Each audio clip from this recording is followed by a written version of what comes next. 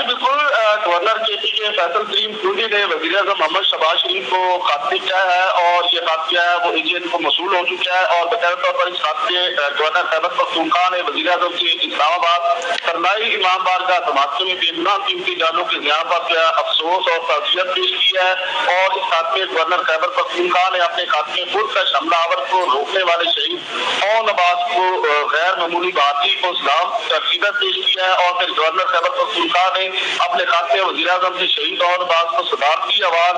بعد از شہادت تمغہ شجاعت عطا کرنے کی جو ہے وہ سفارش کی ہے۔ شہید نوجوان اون عباس نے دلیرانہ بہادری کا مظاہرہ کرتے ہوئے سینکڑوں قیمتی انسانی جانوں کو جو ہے وہ محفوظ بنایا ہے، یہ اس خط کے مراسے میں لکھا گیا ہے، اور مزید شہید اون عباس نے اپنی جان پر کھیل کر خود کا حملہ آور کو روک کر بہادری اور دلیری کی عمدہ مثال قائم کی ہے۔ شہید اون عباس کی بے مثال قربانی ملک و قوم کے لیے فخر اور انسانیت کے تحفظ کی روشن مثال ہے، یہ مراسے میں لکھا گیا ہے، اور باقاعدہ طور پر خط میں ریکویسٹ کیا گیا ہے کہ ان کو جو ہے وہ